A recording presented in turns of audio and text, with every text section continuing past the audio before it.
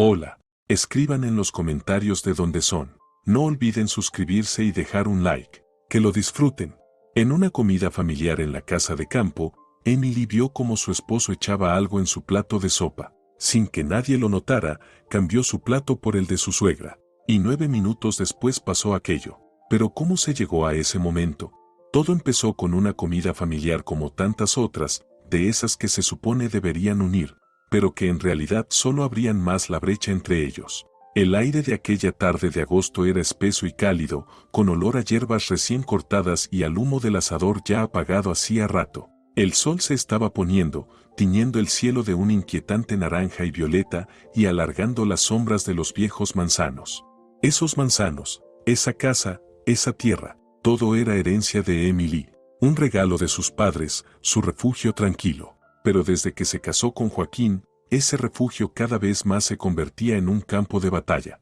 En la mesa de la veranda estaban los más cercanos, su esposo Joaquín, su madre Carmen y su hermana menor Claudette. El ambiente estaba tenso, como una cuerda a punto de romperse. La conversación no fluía y quedaba atrapada en silencios incómodos que Claudette intentaba llenar hablando de su trabajo, del clima o de cualquier tontería.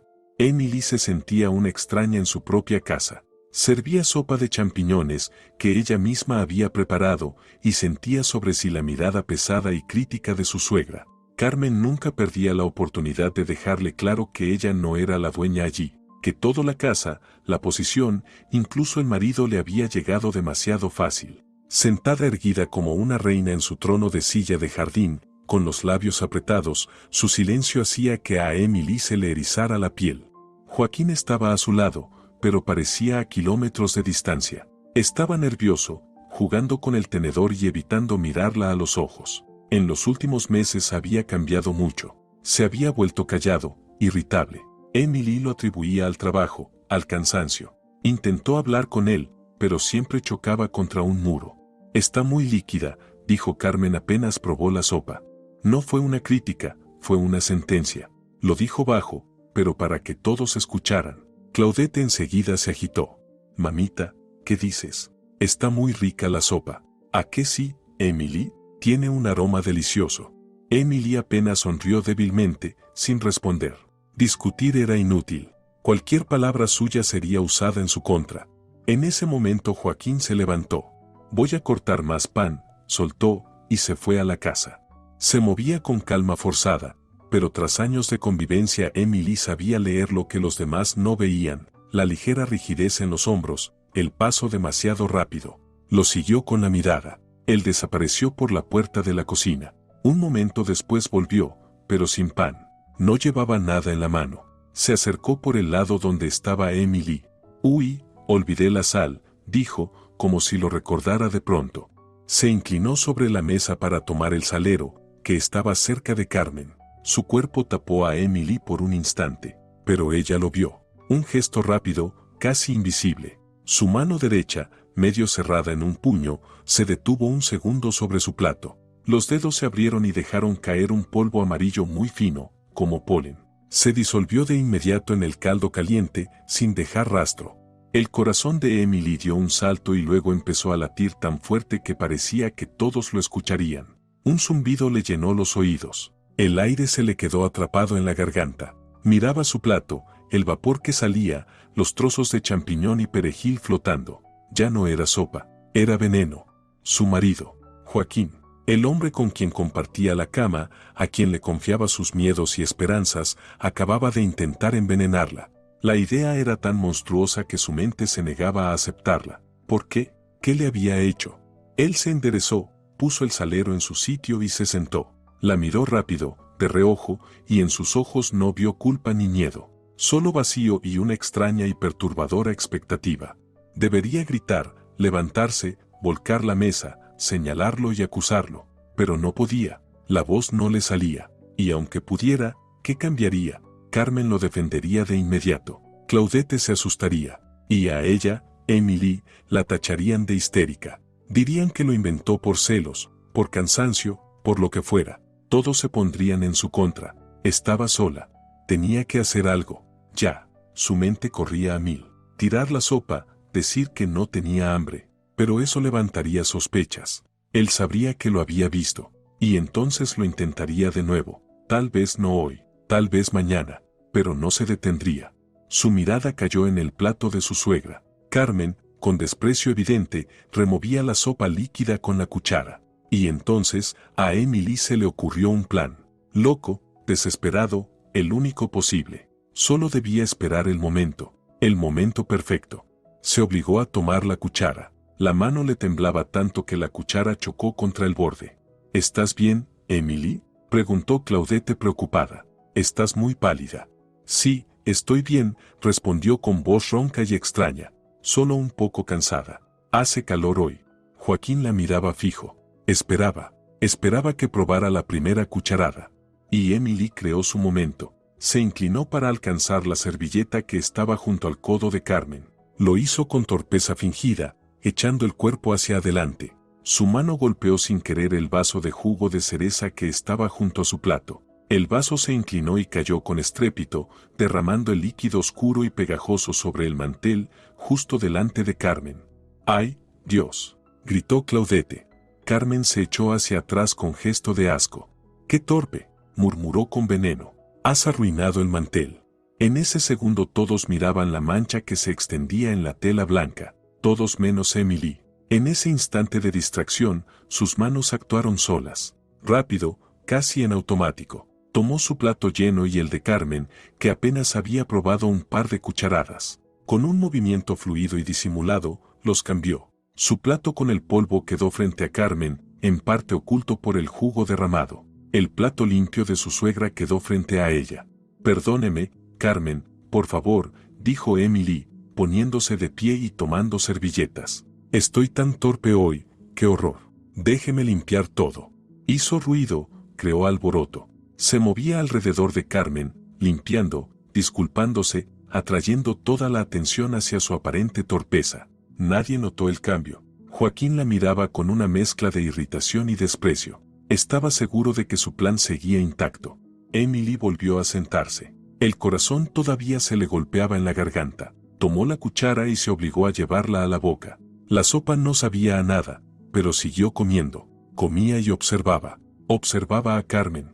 Su suegra, aún molesta, apartó la mancha mojada del mantel con un gesto de fastidio y continuó comiendo. Del plato que iba destinado a Emily, comenzó lo peor. La espera. Los minutos se arrastraban como horas. Claudette intentaba otra vez animar la conversación. Joaquín callaba y ya no miraba a Emily. Ahora no apartaba los ojos de su madre, pero no con preocupación, sino con una extraña curiosidad depredadora. Seguramente quería ver cuánto tardaba en hacer efecto el polvo. Pasaron 5 minutos. 6. 7. A Emily le corría un sudor frío por la espalda. ¿Y si no pasaba nada? ¿Y si solo era un suplemento inocente? ¿Vitaminas? Y ella estaba ahí, al borde de la locura, montando un espectáculo por pura paranoia. 8 minutos. Pues como te decía, seguía Claudette contando alguna historia de sus alumnos, los niños de ahora ya no. No. 9 minutos.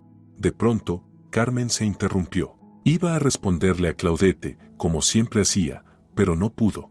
Emitió un sonido extraño, como un murmullo ahogado.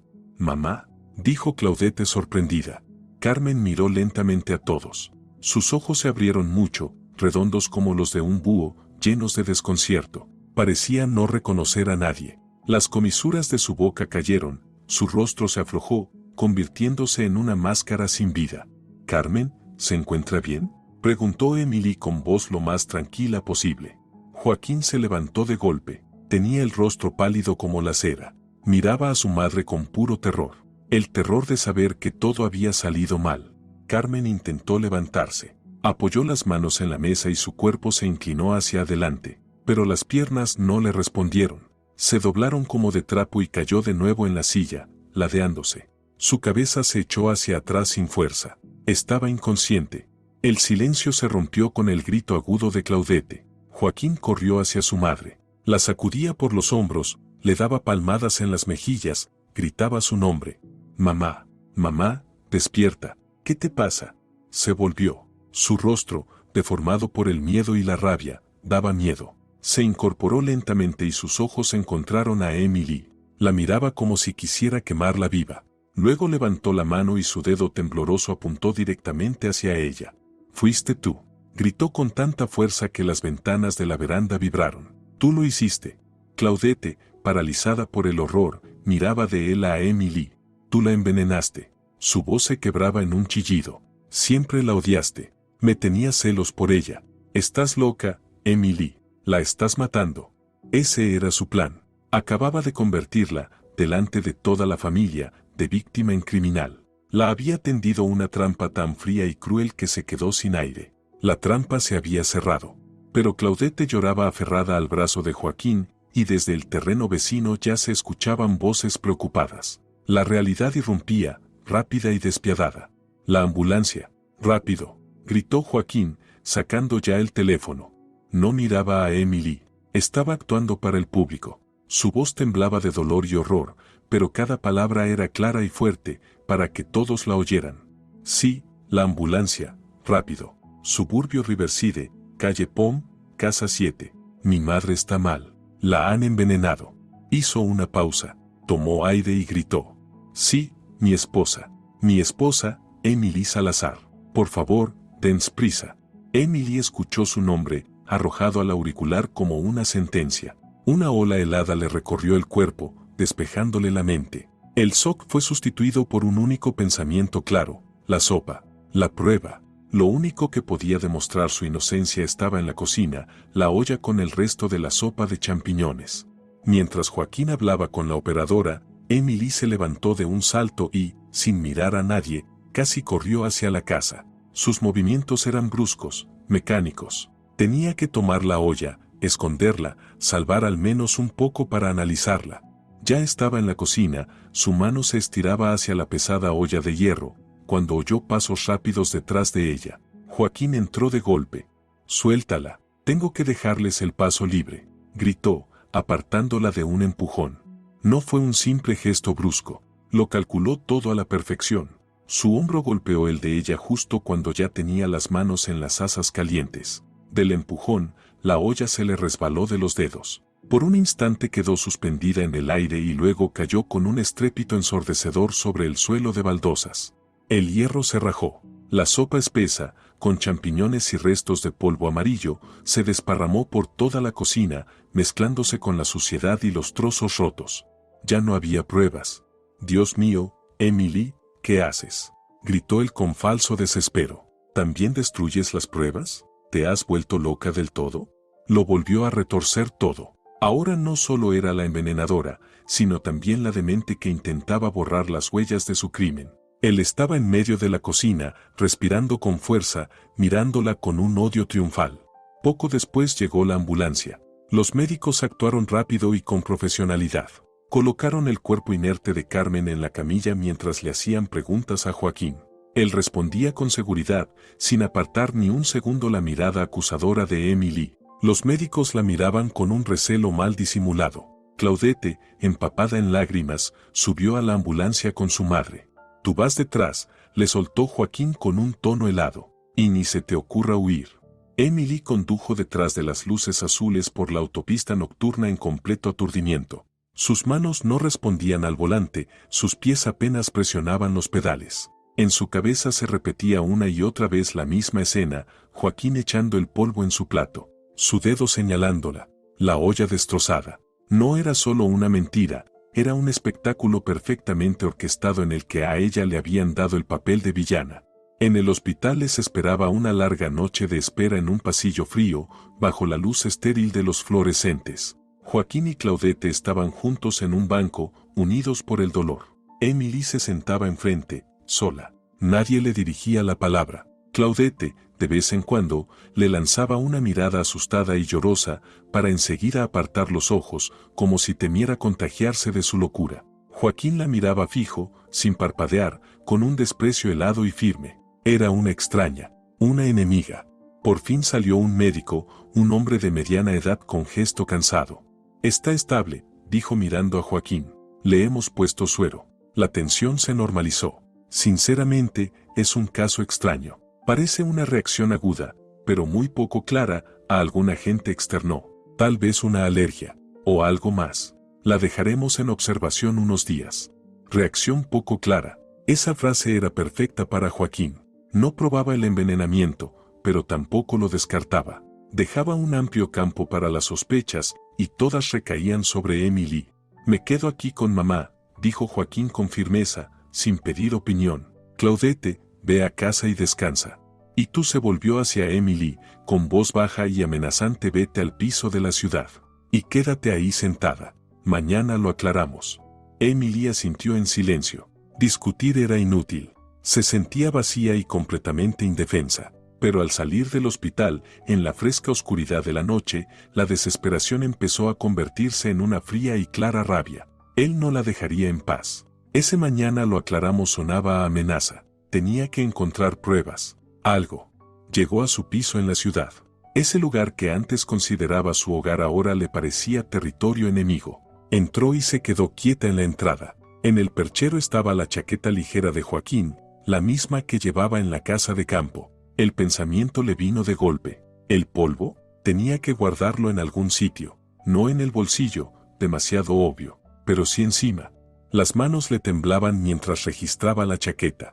Los bolsillos exteriores estaban vacíos. En el interior, solo la cartera y las llaves. Nada. Pasó la mano por el forro, palpando cada centímetro de tela. De pronto sus dedos tocaron algo pequeño y duro, cosido en la costura del forro. Había un diminuto agujero, casi invisible.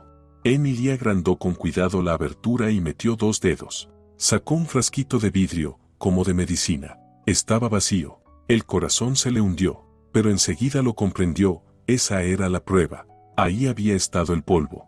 No podía llevárselo. Joaquín notaría la falta enseguida y sabría que había encontrado algo. Sacó el teléfono. Las manos le temblaban tanto que apenas pudo encender la cámara. El frasco tenía una etiqueta diminuta con un nombre impreso en letra muy pequeña. Hizo varias fotos, intentando enfocar, rezando para que al menos una saliera nítida. Luego lo volvió a meter en el forro y dejó la chaqueta exactamente como estaba. Al día siguiente no podía quedarse en el piso. Necesitaba un lugar seguro, un lugar donde ella tuviera el control. Fue a donde había pasado la mitad de su vida, la biblioteca de la ciudad. Su reino de silencio, orden e información. Se sentó en la computadora más alejada de la sala de lectura, donde nadie pudiera verla. Conectó el teléfono y pasó las fotos al escritorio. Como temía, la mayoría estaban borrosas. Pero en una, la última, las letras eran casi legibles. Abrió un editor básico, amplió la imagen, aumentó la nitidez. La palabra apareció. Desconocida, médica. HALOPRIDOL. Emily la copió y la pegó en el buscador. Pulsó Enter. El primer enlace llevaba a una enciclopedia médica. Lo abrió y empezó a leer. Haloperidol, antipsicótico potente, uno de los neurolépticos más típicos. Se usa en psiquiatría para tratar delirios y alucinaciones, en la esquizofrenia, en episodios maníacos, en agitación psicomotora. Emily siguió leyendo, y la sangre se le helaba. Alucinaciones, delirio, esquizofrenia. Entonces lo entendió todo. La comprensión fue como un golpe en el estómago que le quitó el aire. Joaquín no intentaba matarla. Matar implicaba policía, investigación, riesgo. Su plan era mucho más retorcido y cruel. Quería hacerla parecer loca, provocar delante de toda la familia un ataque que se confundiera con un brote de enfermedad mental grave. Para poder encerrarla en una clínica, quitarle sus derechos, arrebatarle todo, el piso, la casa de campo, la herencia de sus padres. No quería solo deshacerse de ella, quería borrarla, destruirla como persona, convertir sus palabras en desvaríos que nadie tomaría en serio jamás. Borró todos los rastros de su búsqueda, salió de la biblioteca y caminó a casa. Cada paso era firme, calculado. Ya no había miedo ni desconcierto. Solo una fría ira y un único deseo, mirarlo a los ojos. Tenía que obligarlo a confesar. Tenía que escucharlo de su boca. Joaquín estaba en casa, sentado en la cocina, tomaba café mirando por la ventana. Tenía aspecto cansado, pero tranquilo, como alguien que había pasado la noche junto a la cama de su madre enferma. Cuando Emily entró, él levantó los ojos hacia ella, y en ellos no había ni una chispa de remordimiento, solo una calma pesada, expectante. ¿Cómo está mamá?, preguntó Emily. Su voz era plana, sin emoción.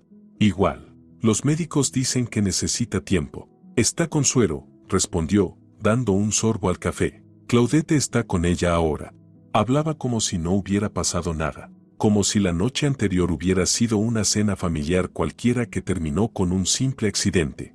Emily se acercó a la mesa y se sentó frente a él. Lo miró directo a los ojos, sin apartar la vista. Yo sé lo que hiciste, Joaquín. Él sonrió con una mueca torcida y desagradable. Ah, sí. ¿Y qué se supone que hice, Emily? ¿Romper la olla con la sopa? ¿O llamar a la ambulancia para mi madre, a la que tú casi mandas al otro mundo? Yo sé lo del polvo, el polvo amarillo que echaste en mi plato. Su rostro se endureció por un instante. La sonrisa desapareció, pero se recuperó rápido. Emily, basta. Estás en shock. Lo entiendo, pero no inventes tonterías. ¿Qué polvo? ¿Has visto demasiadas series de detectives? Pero Emily no pensaba retroceder. Estaba preparada. Sacó el teléfono, abrió la foto borrosa del frasco vacío y lo puso sobre la mesa, con la pantalla hacia arriba. Este polvo, de este frasco, haloperidol. Pronunció la palabra despacio, sílaba por sílaba, y vio como algo se movía en sus ojos. No era miedo, era fastidio, irritación porque ella había descubierto la verdad. Sabía que ya no podía escudarse en excusas baratas. Entonces cambió de táctica. Su expresión se transformó. El falso enfado se convirtió en lástima. Una lástima fría, calculada, humillante. La miró como se mira a un niño enfermo que no entiende lo que pasa. Emily dijo con voz baja, casi cariñosa, y aquella falsa ternura le heló la espalda. Me duele mucho que todo haya llegado a esto. Veo lo mal que lo estás pasando. Esas fantasías tuyas, los polvos, los frascos, te estás destrozando a ti misma. Mientras hablaba, Emily entendía que eso también formaba parte del plan. No iba a negarlo. Iba a usar lo que ella sabía en su contra. No es una fantasía, Joaquín. Lo vi. Debí hacerlo. Querías encerrarme en un psiquiátrico. Su voz se quebró en un grito. Exactamente lo que él esperaba. Él negó con la cabeza lentamente y en su mirada apareció una preocupación que parecía genuina. Pero no era por ella. Era por sí mismo. Por su seguridad estando con ella. Emily, escúchate. Estás gritando. Dices cosas terribles. Me acusas de una conspiración absurda. No pareces bien. Me asustas. Me asustas de verdad. Por ti y por mí. Lo dijo con tanta convicción, con una supuesta pena tan real en la voz, que por un segundo Emily dudó de sí misma, pero volvió a ver su cara en el momento en que echaba el polvo, y la duda desapareció. No finjas, gritó levantándose de la silla. No te atrevas a hacerme pasar por loca. Y entonces hizo algo que ella no esperaba. No discutió, no le devolvió el grito. Sacó el teléfono del bolsillo con calma. Sus movimientos eran lentos, casi teatrales. Marcó un número, lo llevó al oído y la miró con la misma fría compasión. Doctor, soy Joaquín Salazar, dijo, y su voz se volvió de pronto nerviosa, quebrada. Sí, soy yo. Perdón por molestar. Pero está ocurriendo otra vez. Ahora mismo. Ella está histérica. Grita, me acusa de cosas horribles. Tenía razón. Todo está pasando como dijo. Por favor, tiene que venir. Ahora mismo. Temo que pueda lastimarse. O hacerme daño a mí. Emily se quedó helada. Un escalofrío le recorrió la espalda. Lo miró su cara deformada por el supuesto miedo, el teléfono en su mano. Y lo entendió. Lo entendió con una claridad aterradora. No era una improvisación. Esa llamada no era una reacción espontánea a su acusación. Todo estaba preparado. Su llegada, su ira, sus gritos. Él lo había calculado. No la estaba esperando, la había traído a una trampa. Esa conversación era el anzuelo. Dio un paso hacia la puerta, intentando huir por instinto, pero ya era tarde. Escuchó un sonido que le heló la sangre, el aullido agudo de una sirena, acercándose. Corrió al pasillo y abrió la puerta de entrada. Justo frente al portal había una furgoneta. No era una ambulancia pública, sino un vehículo privado sin marcas, con cristales oscuros. De él ya bajaban dos hombres enormes, de hombros anchos, vestidos con uniforme oscuro. Celadores. Detrás de ellos salió un tercero, un hombre de unos 40, traje formal, rostro sereno e impenetrable, con un maletín en la mano. Un médico. Un hombre al que Emily nunca había visto. Cerró la puerta de golpe y corrió hacia el cerrojo, pero no le dio tiempo. La puerta se abrió. Joaquín la había desbloqueado desde dentro. Aquí, doctor, pase, dijo con alivio. Mírelo usted mismo. Los celadores entraron y llenaron el estrecho pasillo con sus cuerpos enormes. Se pusieron a ambos lados de Emily, bloqueándole cualquier salida. El médico entró el último. La miró con una calma evaluadora que le erizó la piel. ¿Emily Salazar?, preguntó con voz neutra y sin emoción. Emily no respondió. No podía hablar.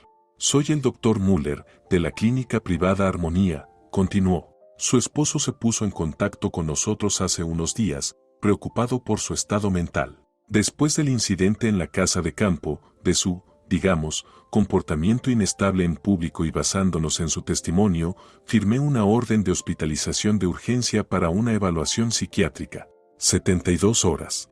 Mientras hablaba, Emily miraba a Joaquín, que estaba detrás de él, con la expresión de un mártir que por fin recibía ayuda. Y lo entendió todo. No era una amenaza para el futuro. Era una trampa activa que acababa de cerrarse. Él la había provocado, había usado su previsible enfado para ejecutar su plan. No tiene derecho, susurró Emily. Si lo tenemos, respondió Müller con calma. La ley nos respalda. Por favor, prepárese o tendremos que usar la fuerza. Los dos celadores avanzaron hacia ella. En ese momento, detrás, en el descansillo, se abrió la puerta de un vecino. Una anciana curiosa asomó la cabeza. Vio todo, a Joaquín llorando, al médico imperturbable y a los celadores sujetando por los brazos a una Emily pálida y paralizada. La sacaron de su propio piso como a una criminal. La bajaron por las escaleras, pasando junto a vecinos petrificados. La llevaban hacia la furgoneta sin distintivos. Y lo último que vio antes de que la pesada puerta se cerrara, aislándola del mundo, fue el rostro de su marido. El rostro de un hombre que acababa de destruirla con frialdad y a la vista de todos.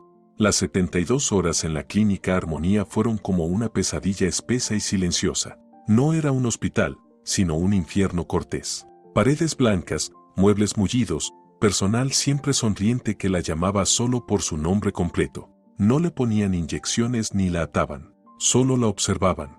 Habló con el doctor Müller. Con calma, metódicamente, intentó explicarle la situación. Le habló del polvo, de los platos intercambiados, del frasco vacío. Él la escuchaba con atención, asentía, tomaba notas en un cuaderno. Luego hacía preguntas sobre su infancia, su relación con sus padres, si en los últimos tiempos había sentido ansiedad, si creía que la vigilaban o conspiraban contra ella. Cada respuesta sincera él la apuntaba en la columna que le convenía, transformando la realidad en síntomas. Pronto entendió que decir la verdad era inútil. Allí, la verdad sonaba a delirio. Se quedó callada. Rechazaba la comida por miedo a que también tuviera algo. Se sentaba en su habitación estéril mirando por la ventana el césped perfectamente recortado, sintiendo que las paredes se cerraban sobre ella. Al cabo de 3 días, la dejaron salir. El doctor Müller la llamó a su despacho. Emily, dijo con su voz plana y sin matices, de momento no tenemos base legal suficiente para mantenerla ingresada de forma obligatoria. Emily sintió un alivio tan grande que las piernas casi le fallaron. Libertad. Sin embargo, y esa palabra sonó como un latigazo, debo advertirle. Su estado nos preocupa seriamente. Le hemos diagnosticado un trastorno de estrés agudo con manifestaciones paranoides. He preparado el informe correspondiente. Su esposo ya sabe que tiene derecho a solicitar al juez un tratamiento obligatorio a largo plazo. Estaré obligado a testificar, y mi testimonio no será a su favor. Le entregó los papeles del alta. No era el final, solo una tregua. Ahora tenía un documento oficial, una marca. Trastorno de estrés agudo. Joaquín había conseguido lo que quería, un arma, un papel que convertía sus palabras en algo sin valor. Salió de la clínica sin saber a dónde ir. Volver al piso era imposible. Era una trampa. Sacó el teléfono. Solo había una persona a la que podía llamar, su hermana menor, Margot. Margot llegó en 20 minutos. Bajó de su viejo coche, corrió hacia Emily y la abrazó con fuerza. Dios mío, Emily, te he llamado 3 días y el teléfono estaba apagado. Joaquín dijo que te habías ido a casa de una amiga a descansar. ¿Qué ha pasado? Y Emily lo contó todo. Ahí mismo, en el arcén de la carretera, le relató a su hermana cada detalle, atropellando las palabras, mezclando frases, mientras Margot escuchaba en silencio, sin interrumpirla ni una vez. La miraba con sus grandes ojos serios, y en ellos no había ni una sombra de duda. Le creía cada palabra. «Vente a mi casa», dijo Margot cuando Emily terminó, «y olvídate de vuestro piso. Ahora tu casa es la mía». El diminuto apartamento de una sola habitación de Margot, en las afueras de la ciudad, le pareció a Emily el lugar más seguro del mundo. Por primera vez en días, pudo respirar, pero sabía que el tiempo jugaba en su contra. Joaquín y su madre no iban a esperar. La demanda para declararla incapaz era cuestión de días, quizá horas. No tenía dinero, ni abogado. No tenía nada, salvo sus palabras. Y ahora, respaldadas por un informe de una clínica psiquiátrica, necesitaba pruebas irrefutables, algo que no pudieran tachar de paranoia. Y solo había un lugar donde conseguirlas, la casa de campo, su nido familiar, que se había convertido en escenario de aquel espectáculo macabro. Ellos irían allí, celebrarían su victoria, hablarían de sus planes, se sentirían a salvo en lo que alguna vez fue su casa, y ahí tendrían que caer. El plan se formó en su cabeza en una noche. Era arriesgado, casi una locura, pero no había otra opción. «Tengo que entrar allí», dijo Emily a su hermana, «de noche, y necesito una cámara espía pequeña». Margot no hizo preguntas. Era profesora, tenía poco dinero, pero al día siguiente sacó casi todo su sueldo de la tarjeta. Fueron a una tienda de electrónica y compraron lo que necesitaban, una cámara diminuta, disfrazada de cargador de móvil. Tenía sensor de movimiento y podía enviar el video directamente al teléfono. Esa misma noche salieron. Margot dejó el coche a la entrada de la urbanización, escondido entre los árboles. Emily siguió sola. La noche era oscura, sin luna. Las calles estaban desiertas. Caminaba por senderos conocidos, pero se sentía como una ladrona en un jardín ajeno. El corazón le golpeaba tan fuerte contra las costillas que parecía que cualquiera podría oírlo. Ahí estaba su casa, oscura, en silencio, su refugio, su fortaleza. Ahora tenía que entrar como una intrusa. Rodeó por detrás. La ventana de la cocina siempre quedaba mal cerrada. Lo sabía. Sacó el cuchillo que le había dado Margot y empezó a forzar con cuidado el viejo marco de madera. Tras varios minutos de esfuerzo y un chirrido, cedió.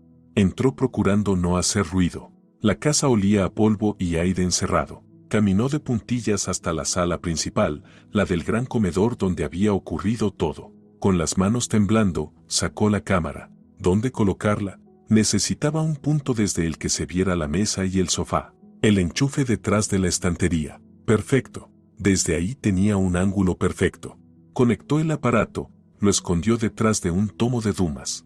La pequeña luz azul parpadeó una vez y se apagó. La cámara estaba activa. Configuró la aplicación en el teléfono y comprobó la imagen. En la pantalla apareció una vista en blanco y negro, algo granulada, de la sala. Salió igual de silenciosa, cerró la ventana y corrió de vuelta al coche. Lo logró. El cielo empezaba a clarear.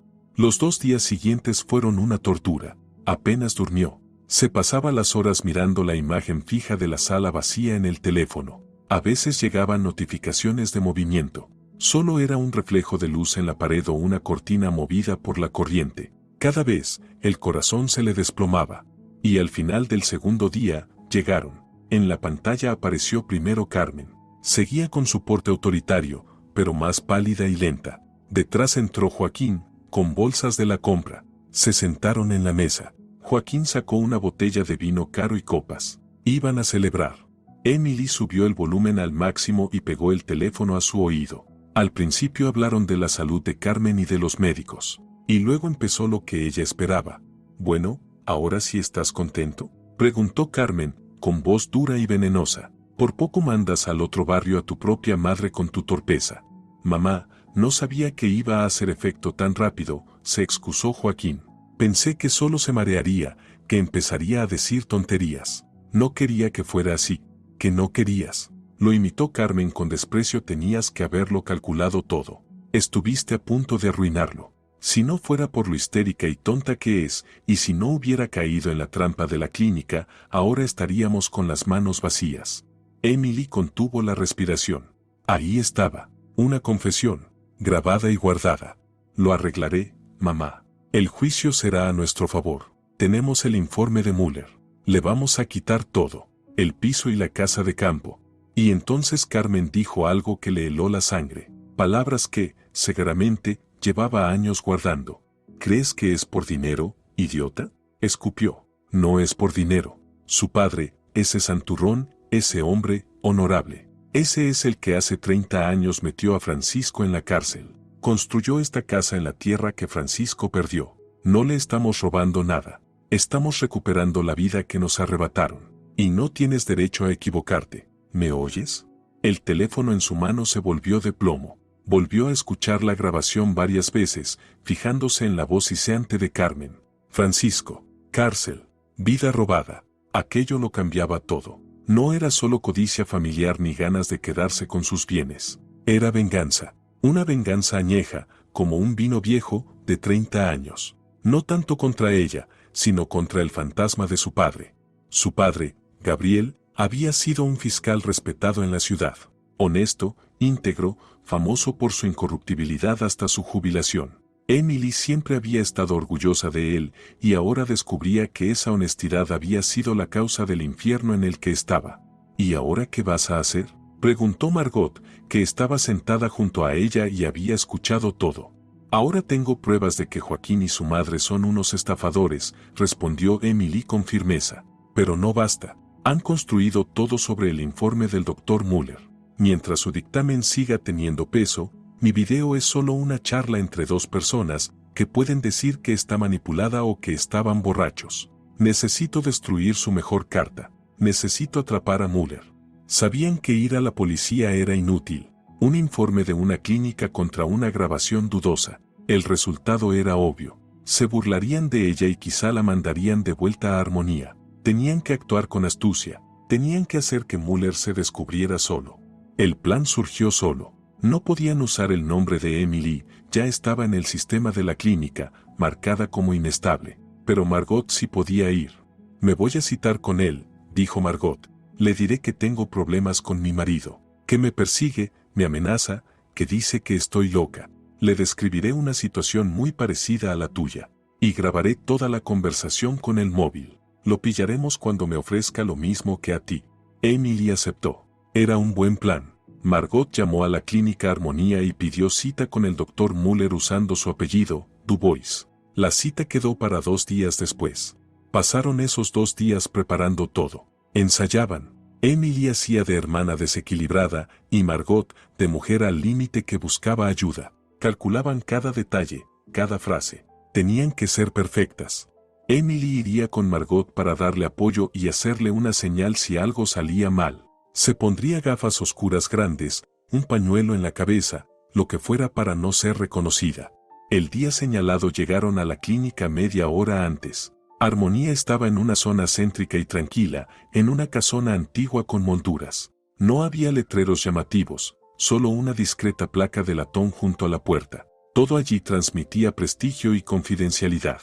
Y eso lo hacía aún más inquietante. Entraron. La recepción estaba decorada con muebles caros, cuadros abstractos en tonos suaves y música tranquila de fondo. Tras el mostrador, una joven.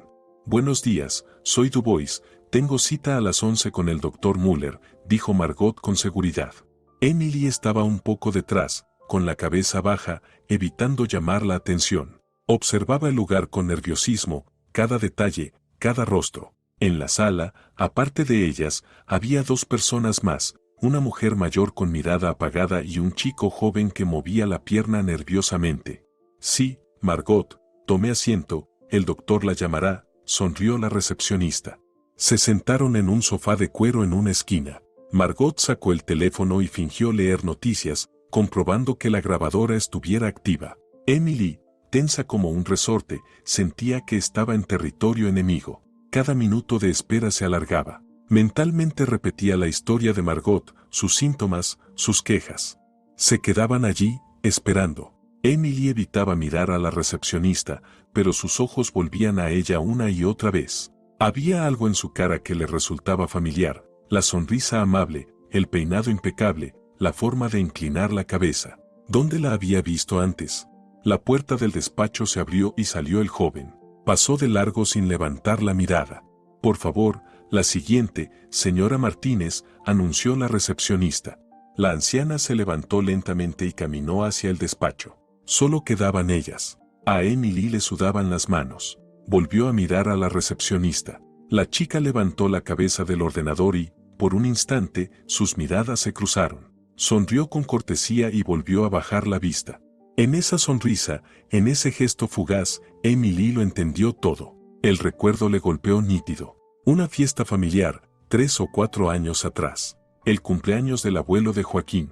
Había muchos parientes lejanos que Emily vio por primera y última vez. Entre ellos, una chica joven, sobrina en 3er grado de Carmen por alguna rama de la familia. Acababa de terminar la escuela de medicina.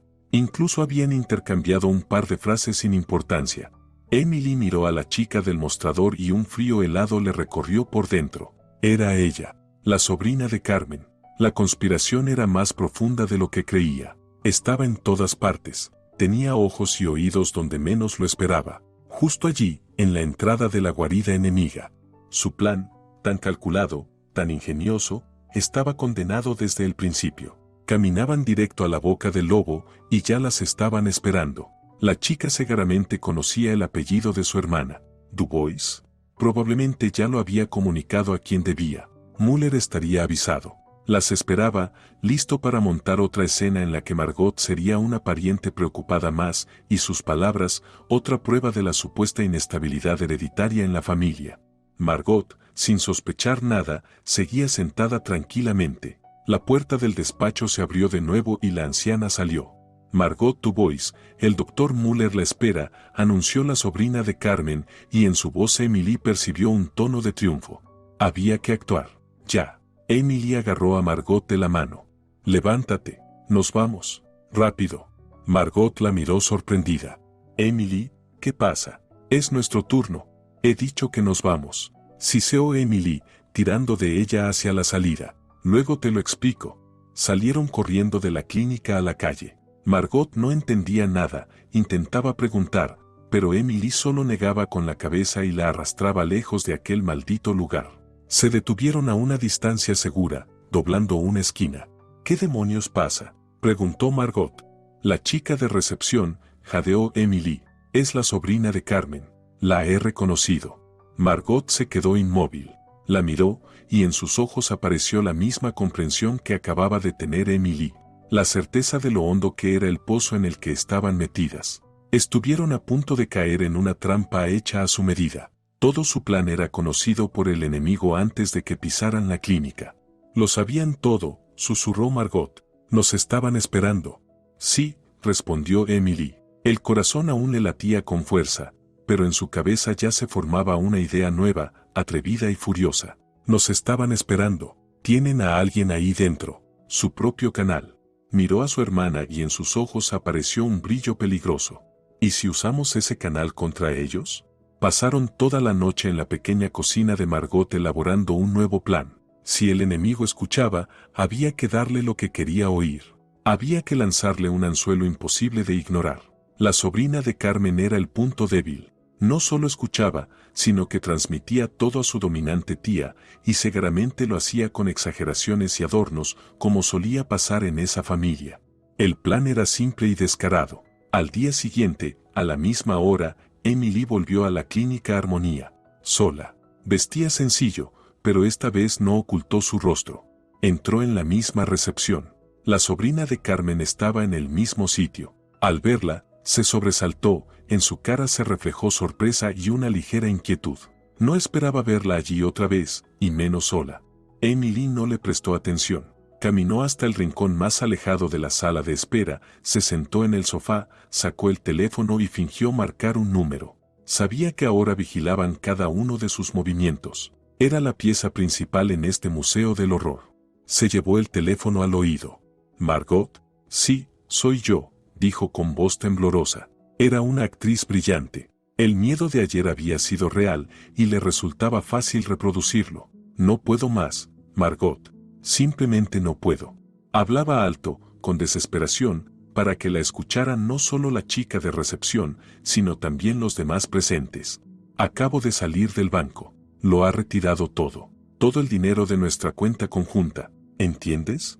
todo lo que me dejaron mis padres. Hizo una pausa, sollozó. De reojo vio que la sobrina había dejado de teclear y escuchaba con atención.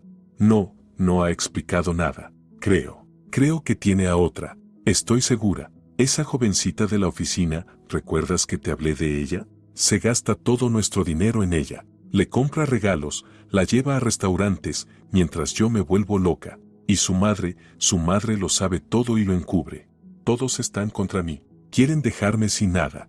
Hablaba atropelladamente, saltando de un tema a otro, pintando un cuadro perfecto de un delirio paranoico centrado en un marido infiel y el robo de dinero. Una historia que Carmen entendería y creería mucho más que una complicada trama con psicotrópicos. Dinero e infidelidad, su terreno.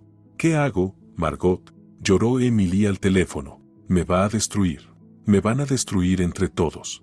Terminó su monólogo cortando la llamada de golpe. Se cubrió la cara con las manos y se quedó varios minutos fingiendo un llanto silencioso. Luego se levantó bruscamente y salió de la clínica sin mirar a nadie.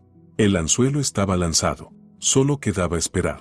Emily pasó el resto del día pegada a la pantalla del teléfono, viendo la imagen en blanco y negro del salón de la casa de campo. Estaba segura de que vendrían. Carmen no podría resistirse. Una noticia así era como un trapo rojo para un toro. Y no se equivocó. Hacia la tarde, el coche de Joaquín se detuvo frente a la casa. Carmen salió disparada. Estaba furiosa. No caminaba, embestía, y todo su cuerpo transmitía indignación. Joaquín la seguía, con aire culpable. Entraron en la sala. Emily activó la grabación y subió el volumen.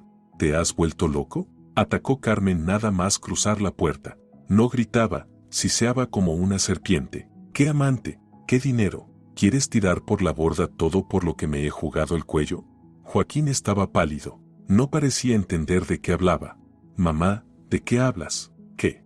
Cállate. No me digas que me calme. Me acaba de llamar Lucía. Tu loca de mujer volvió hoy a montar un espectáculo en la clínica, gritando a todo el mundo que la has robado y que gastas el dinero en una chica de tu oficina. El rostro de Joaquín se alargó. Entendió de dónde venía aquello, pero ya era tarde. Carmen estaba fuera de sí, y no había forma de pararla. Te pregunto, ¿dónde está el dinero? ¿Sacaste el dinero de la cuenta? Lo saqué, admitió Joaquín en voz baja. Pero no para una amante, mamá. No tengo ninguna amante. ¿Y para qué? Chilló Carmen. ¿En qué te gastaste el dinero que debía ser nuestro? En ese momento, la puerta de la terraza se abrió y entró Claudette. Había llegado en su coche detrás de ellos, quizá con un mal presentimiento. Se quedó inmóvil al ver a su madre furiosa y a su hermano asustado. Claudette, menos mal que has venido, rugió Carmen. Escucha a tu hermano idiota. Creo que ha decidido cambiar nuestro futuro por una falda. Joaquín estaba desesperado, acorralado. De un lado, la ira de su madre, que para él era lo peor. Del otro, Claudette, ante quien siempre había querido mostrarse como el mayor, el inteligente, el fuerte. Y se quebró. Tenía que justificarse ante su madre a cualquier precio. No es para una amante, gritó. Pagué a la clínica, a Müller, por el futuro tratamiento de Emily. Carmen se quedó helada. Claudette miraba a su hermano con los ojos muy abiertos. Es parte del plan, siguió balbuceando Joaquín, intentando recuperar el control. Emily está completamente fuera de sí. Es peligrosa. Casi te envenena, mamá. Teníamos que aislarla, proteger a la familia, recuperar lo que nos pertenece por derecho. Lo hacemos por todos nosotros. Hablaba, y con cada palabra el rostro de Claudette cambiaba. La sorpresa se transformaba en desconcierto. Y luego, en puro horror. Miraba a su hermano, luego a su madre, que ya se había calmado y escuchaba a su hijo con aprobación, y su cara se ponía cada vez más pálida. Emily, a miles de kilómetros de allí, lo veía todo. Veía cómo se derrumbaba el mundo de Claudette, cómo en sus ojos aparecía la comprensión de toda la terrible verdad. Escuchaba cada palabra de Joaquín, su patética confesión llena de pánico, que soltó delante de su hermana sin pensar en las consecuencias. Emily apagó la grabación. El plan había funcionado incluso mejor de lo que esperaba. No solo había engañado al enemigo, sino que lo había obligado a clavar él mismo una cuña en su propia familia. Había convertido su canal de comunicación en un arma contra ellos y roto su alianza. En el bando enemigo había aparecido la primera grieta y se llamaba Claudette. Emily sabía que Claudette llamaría. Esperaba esa llamada como se espera una sentencia. Después de lo que había escuchado en la casa de campo, Claudette no podía quedarse callada.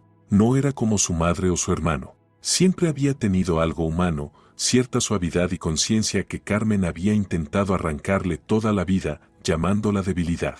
La llamada llegó al día siguiente, casi al anochecer. El número era desconocido. «Hola», contestó Emily. «Emily, soy Claudette. Tenemos que vernos. Es urgente». Su voz era baja, apagada, llena de miedo. Acordaron encontrarse una hora después en una pequeña plaza de un barrio residencial, lejos tanto de la casa de Margot como del piso de Claudette. Emily llegó primero. Se sentó en un banco bajo un viejo arce y esperó. Al poco, apareció Claudette. Caminaba rápido, mirando a su alrededor, como si temiera que la siguieran. Llevaba un abrigo gris y sin forma, la capucha echada bien adelante. Estaba pálida, con ojeras marcadas. Se sentó junto a Emily sin mirarla, con la vista fija en un punto. «No sé por qué estoy aquí», susurró. «Mamá me matará si se entera». «Si lo sabes, Claudette», respondió Emily en voz baja. Claudette guardó silencio unos segundos. Luego metió la mano en el bolsillo del abrigo y sacó un papel arrugado. Se lo puso en la mano a Emily sin mirarla.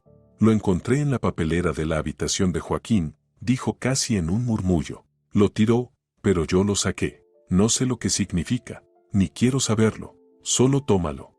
Emily abrió el papel. Era un recibo bancario. El beneficiario, Clínica Armonía. La cantidad, tan alta que sintió un mareo. 6 cifras. Casi todo el dinero que heredó de sus padres. Dinero que estaba en su cuenta personal, a la que Joaquín no debería haber tenido acceso. «Me tengo que ir», susurró Claudette, levantándose. No le miró a los ojos. Simplemente se fue, perdiéndose entre las sombras del atardecer. Emily se quedó en el banco con ese papel en la mano. No era solo una prueba, era la clave para entender el tamaño del desastre. La mentira de la amante, que ella misma había inventado, resultó ser una verdad retorcida. El dinero sí había sido robado, pero no para regalos a una mujer imaginaria, sino para pagar su encierro en una clínica psiquiátrica. Una previsión de tratamiento a largo plazo, como lo llamarían en sus cuentas. La invadió un miedo frío y calculador. No era solo víctima de una conspiración familiar, era víctima de un robo planeado con frialdad y crueldad. Al día siguiente fue al banco. No pensaba montar una escena ni demostrar nada. Solo quería una cosa, una confirmación oficial, mecánica, sin alma. Entró en el amplio y silencioso vestíbulo del banco. Fue a un cajero en la esquina. Le temblaban un poco las manos al sacar la tarjeta. El plástico estaba frío. La insertó, tecleó el PIN, la fecha de nacimiento de su padre. En la pantalla, retirar efectivo, pagar servicios, consultar saldo. Pulsó la última opción. La máquina zumbó unos segundos y apareció la cifra. Pequeña, casi burlona. Apenas unos miles de euros. Todo lo que quedaba de sus ahorros, de su independencia, de su futuro. Emily se quedó mirando la pantalla, como si todo el mundo se hubiera reducido a esos números. No se movió hasta que el cajero expulsó la tarjeta. La guardó en el bolsillo y salió del banco. Caminaba sin ver nada a su alrededor. El ruido de la ciudad, los coches, la gente, todo era un fondo lejano. Solo tenía una idea, martillando en su cabeza, lo hizo. No solo lo planeó, ya lo había hecho. Mientras ella estaba en la clínica, mientras hablaba con su hermana y urdía planes, él actuaba. Fue al banco, consiguió acceso a su cuenta, tal vez con un poder notarial que ella firmó sin leer o falsificando su firma. Ya no importaba cómo. Lo importante era que la había robado, la había dejado sin nada. No quería solo encerrarla, quería dejarla en la miseria, totalmente dependiente, sin opciones para luchar, sin poder contratar un abogado o escapar. Se dio cuenta de que lo había subestimado. No era solo un pusilánime bajo el mando de su madre, era un cómplice activo y calculador. Y había atacado donde más dolía. Le había quitado algo más que dinero, le había quitado la libertad. Llegó al piso de Margot y se dejó caer en el sofá. Margot, al verla, entendió sin que hiciera falta explicar nada. ¿Qué?, preguntó en voz baja. «No hay dinero», contestó Emily igual de bajo. Se lo llevó todo. Ahora estaba atrapada. Sin dinero, marcada como loca y con enemigos que iban varios pasos por delante. Parecía el final, total y absoluto. El mundo había perdido todo color. No solo le habían quitado el dinero, le habían quitado las fuerzas. Al día siguiente, fue al banco y presentó una denuncia por fraude. La empleada la escuchaba con una mirada de compasión mientras rellenaba el formulario, pero Emily vio en sus ojos que las posibilidades eran mínimas. El proceso puede tardar hasta 30 días hábiles, le dijo con tono educado. 30 días. Emily no tenía ni 3. Margot le dio casi todos sus ahorros, un pequeño fajo de billetes. Toma, le dijo firme. No es mucho, pero para empezar servirá. Ya encontraremos una solución. Emily aceptó el dinero. Se sentía humillada, rota, dependiente. Justo lo que ellos querían. Y casi lo habían conseguido. Esa noche, sentada en la cocina, miraba por la ventana las luces de otras casas y entendió que no podía seguir solo reaccionando. Tenía que actuar. Tenía que lanzar otra carnada, la última, de la que dependía todo. Sabía que Claudette era su único aunque poco fiable canal hacia el enemigo, y decidió usarlo otra vez. Llamó a Claudette desde un número nuevo que había comprado Margot. Claudette, soy yo. La voz de Emily sonaba baja y quebrada. No estaba fingiendo, así se sentía de verdad. Emily, no me llames, susurró Claudette con miedo. Si se enteran. No lo haré más, la interrumpió Emily. Te llamo para despedirme. Hubo un silencio. ¿Cómo que despedirte?, preguntó Claudette con cautela. Se acabó, Claudette. Me rindo. Se llevó todo el dinero. No me queda nada. No puedo luchar. Me voy. Esta noche. A algún lugar donde no me encuentren. Solo quería que lo supieras. No me busquen. Hablaba entrecortado, con pausas largas y sollozos. Era verdad mezclada con mentira. Se sentía al límite, y esa sinceridad hacía que la mentira sonara auténtica. Emily, no hagas una locura. La voz de Claudette sonaba realmente preocupada. No es una locura, Claudette. Es la única salida. Adiós. Colgó. Sabía que en 10 minutos Claudette, consumida por el miedo y la culpa, llamaría a su madre para decirle que Emily estaba rota y se había marchado. Y eso sería para ellos la señal de su victoria definitiva. Emily abrió el portátil y conectó la transmisión de la cámara en la casa de campo. Solo quedaba esperar. Pasaron horas. La sala en la pantalla seguía vacía. Empezaba a pensar que el plan había fallado, que no le habían creído. Pero cerca de medianoche, las luces de un coche iluminaron la entrada. Habían llegado. Carmen y Joaquín. Entraron en la casa con aire triunfal. En el rostro de Joaquín se mezclaban alivio y orgullo. Carmen parecía una reina entrando en sus dominios legítimos. Observó la sala con una expresión de profunda satisfacción. Pues ya está, dijo, quitándose los guantes. Huyó como un perro apaleado. Te lo dije, mamá, sabía que se rompería, respondió Joaquín con una sonrisa de autosuficiencia. Dejó sobre la mesa una bolsa de la que sobresalía el cuello de una botella de champán. Se sentaron. Joaquín abrió la botella con un fuerte estallido y sirvió en las copas. Por nosotros, brindó Joaquín. Por la justicia. Por la victoria, contestó Carmen. Bebían champán, hablaban y reían. Emily los observaba y no sentía odio, solo una fría y distante curiosidad. Los miraba como un científico observa insectos bajo un microscopio. Comentaban cómo repartirían las propiedades. El piso para Joaquín, la casa de campo para Carmen, todo simple y cínico. Al cabo de una hora, Joaquín, mareado por el champán y el éxito, se levantó. Me voy a dormir, dijo tambaleándose. Han sido días duros. Se fue. Carmen se quedó sola en la mesa. No parecía cansada, al contrario, estaba llena de energía. Terminó su copa, miró el reloj y sacó el teléfono del bolso.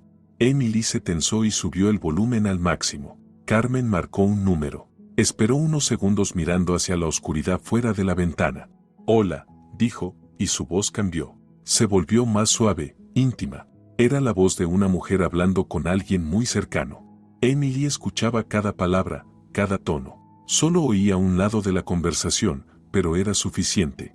Sí, mi amor, sí, todo terminó. Huyó. Se quebró. No, ningún problema. Todo salió perfecto. Joaquín, claro, un poco torpe, pero en general lo hizo bien. Pausó para escuchar la respuesta. Una sonrisa vengativa y satisfecha se dibujó en su cara. Ahora todo será como queremos. Por fin, después de tantos años. Sí, sé que has esperado. Yo también he esperado.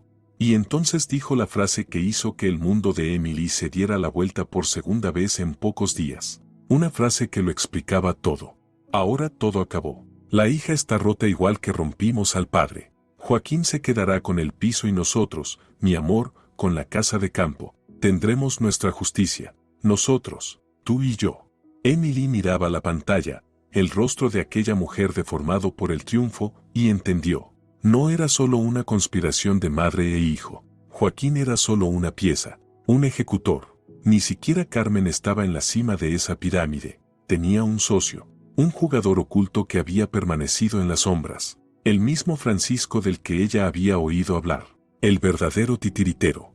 Y ese hombre, quienquiera que fuera, no era solo un cómplice, era su amante, el verdadero y único autor de ese plan diabólico.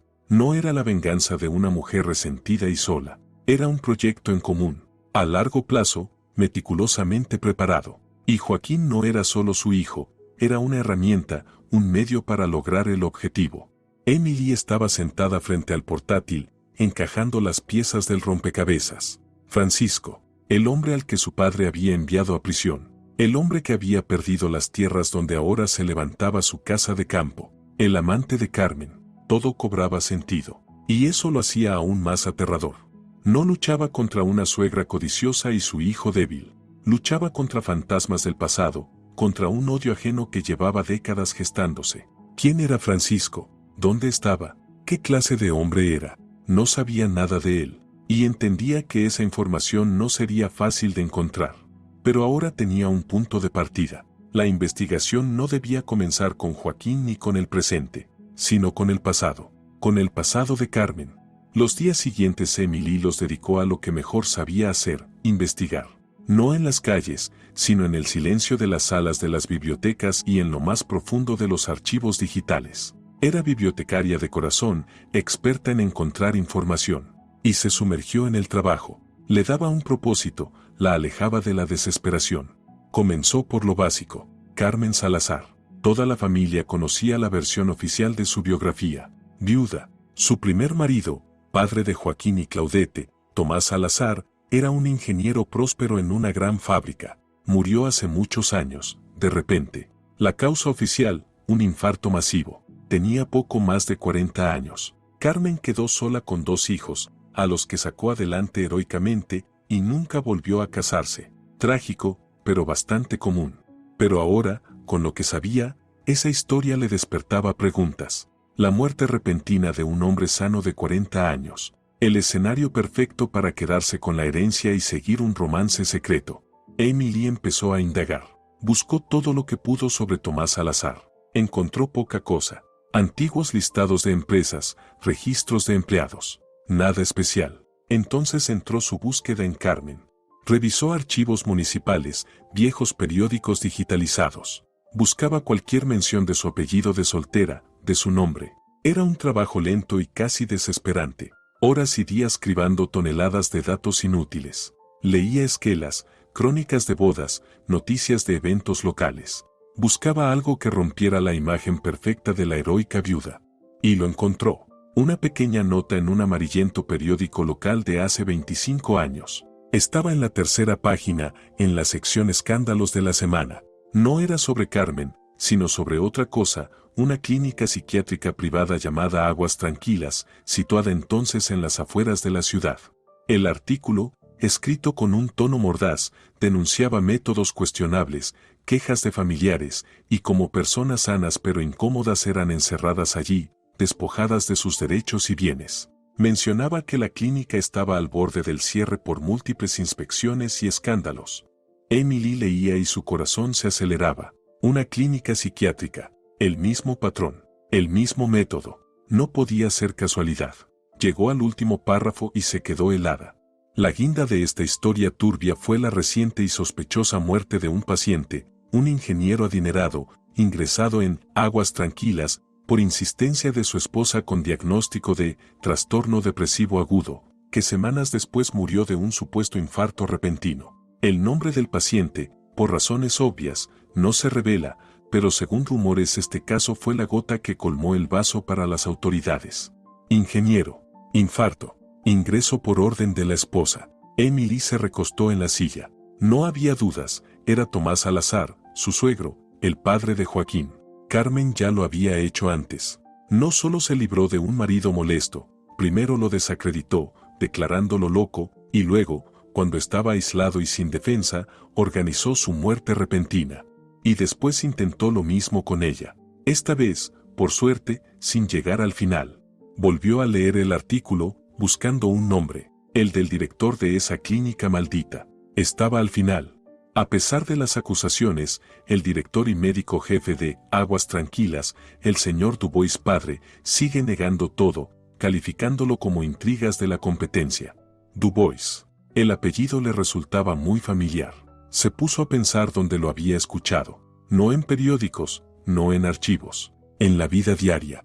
Y entonces lo recordó. En su ciudad había toda una dinastía de médicos Dubois. El más famoso, Laurent Dubois, uno de los terapeutas más respetados. Conseguir cita con él era casi imposible, con reputación impecable.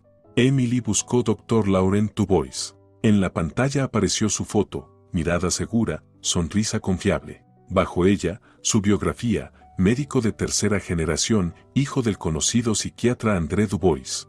El círculo se cerraba. Hijo del director de aquella clínica escandalosa. Un médico respetado, con la sombra del pasado de su familia. Eso lo explicaba todo. Como Carmen había encontrado al doctor Müller, de donde venían sus contactos en el mundo médico. No buscó nuevos cómplices, recurrió a los de siempre, a los que ya le habían ayudado. La familia Dubois le debía un favor. O, más probable, estaban en el mismo barco, atados por viejos pecados.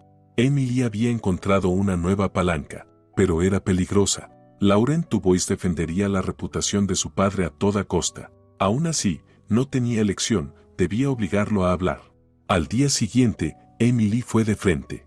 No había tiempo para trampas o planes elaborados. Encontró la dirección de la clínica privada donde atendía Laurent Dubois y se fue allí, sin cita, sin avisar. Era un edificio moderno de vidrio y hormigón, todo lo contrario a la dudosa Armonia. Dentro todo era impecable, recepcionistas amables, acabados de lujo, silencio y orden. Emily se acercó al mostrador. Necesito ver al doctor Dubois. Es muy urgente. La recepcionista la miró con una pizca de fastidio. La agenda del doctor está llena para el próximo mes. Lo entiendo, pero se trata de su padre, André Dubois, y de la clínica Aguas Tranquilas, dijo Emily en voz baja pero clara. El nombre del padre y el de la antigua clínica surtieron efecto. La expresión de la recepcionista cambió, marcó un número interno y susurró algo por el teléfono. Un minuto después le dijo a Emily que el doctor podía darle 5 minutos. El despacho de Laurent Dubois era tan impecable como toda la clínica, una gran ventana, escritorio de madera oscura, todo en perfecto orden. El doctor se veía igual que en las fotos, seguro, pulcro, exitoso. Sentado en su sillón, la observaba con una mirada fría y calculadora. «Tiene 5 minutos», dijo, sin invitarla a sentarse. Emily decidió ir al grano. Le contó todo lo que le había pasado, la sopa, el haloperidol, la clínica del doctor Müller. Luego fue directo al punto. «Sé que Carmen Salazar hizo lo mismo con su primer marido, Tomás. Y sé que su padre la ayudó desde su clínica, Aguas Tranquilas. Esperaba cualquier reacción, sorpresa, negación, miedo. Pero la de Dubois fue otra. Su rostro se puso rojo de ira. «¿Cómo se atreve?», exclamó levantándose. Su calma se evaporó. «¿Cómo se atreve a venir aquí y ensuciar el nombre de mi padre?». «No lo ensucio. Estoy diciendo hechos», respondió Emily con calma, aunque el corazón se le encogía. Un artículo en un periódico, la muerte sospechosa de un ingeniero, el cierre de la clínica. Y ahora el mismo patrón conmigo. Müller seguramente es su hombre. Esto es una red de favores. «Fuera», gritó Dubois, señalando la puerta. Su cara estaba deformada por la rabia. «Fuera de mi despacho. Una palabra más y llamaré a la policía. Y le prometo que después de su visita aquí, el trámite para declararla incapacitada irá más rápido. Usted está enferma, y su sitio es una clínica». Emily entendió que había perdido. Había tocado el punto más sensible, el honor de la familia, la memoria de su padre. Él nunca lo admitiría, nunca la ayudaría. Protegería su reputación, construida sobre huesos del pasado, hasta el final.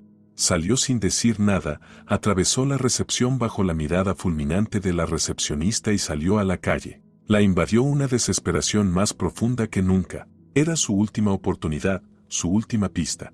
Y se había roto, todo había terminado. Volvió al piso de Margot destrozada. Le contó a su hermana el fracaso. Se sentaron en la cocina en silencio, las dos sabiendo que era un callejón sin salida. No quedaban más jugadas.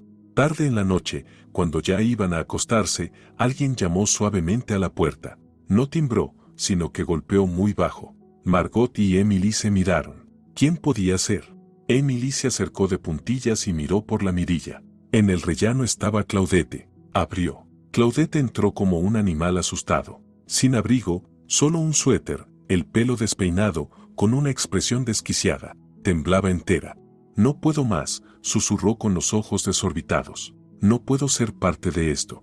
No puedo mirarlos a la cara sabiendo todo. Llevaba en las manos una vieja caja de zapatos polvorienta, atada con un cordel. No sé si esto servirá, dijo, tendiéndosela a Emily. Era de mamá. La guardaba en el altillo. Decía que eran cartas viejas, recuerdos. Pero después de todo, pensé que tal vez haya algo. Le puso la caja en las manos. Me voy.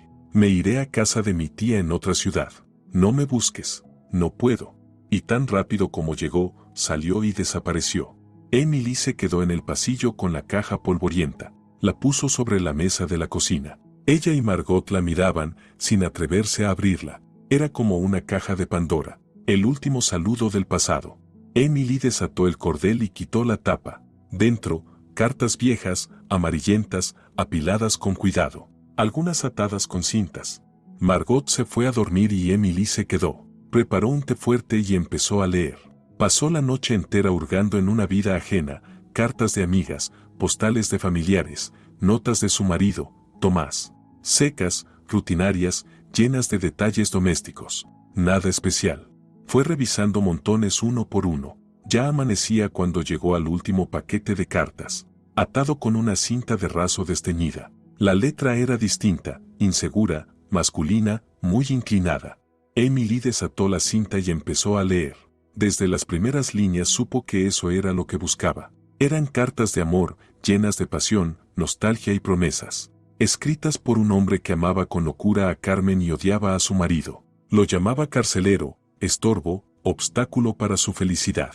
Mi querida, mi única Carmen, falta muy poco. Pronto nos libraremos de ese inútil que está entre nosotros. El plan casi está listo. Un par de semanas más y tu inútil esposo desaparecerá de nuestras vidas para siempre. Y entonces estaremos juntos. Tú, yo y nuestro hijo. Nuestro, no suyo. Y la casa de campo y todo lo demás será nuestro. Solo nuestro. Emily leía y sentía las manos heladas. Nuestro hijo, no suyo. Entonces Joaquín llegó al final. A la firma. Ya sabía qué nombre encontraría, pero la realidad fue peor de lo que imaginaba. La carta estaba firmada, por siempre tuyo, Francisco Morales. Y la firma. Debajo, una postdata, jefe del Departamento de Planificación Regional, Francisco Morales. No solo Emily conocía ese nombre, lo conocía toda la ciudad. No era un fantasma del pasado, sino uno de los funcionarios más poderosos de la región. Con enormes contactos, reputación intachable. Un hombre al que nadie podía enfrentarse. Y ese hombre era el padre biológico de su marido y el autor del plan para destruirla. Ahora todo estaba claro, absolutamente todo. ¿Por qué se sentían intocables? ¿Por qué Mueller aceptó falsificar sin problemas? ¿Por qué incluso el respetado Dubois defendía con tanta furia su nombre? Ese complot tenía protección, poderosa, influyente, presente en todos los rincones de la ciudad. Francisco Morales, padre biológico de Joaquín, amante de Carmen, el hombre que vengaba a su manera al padre de Emily, destruyéndola.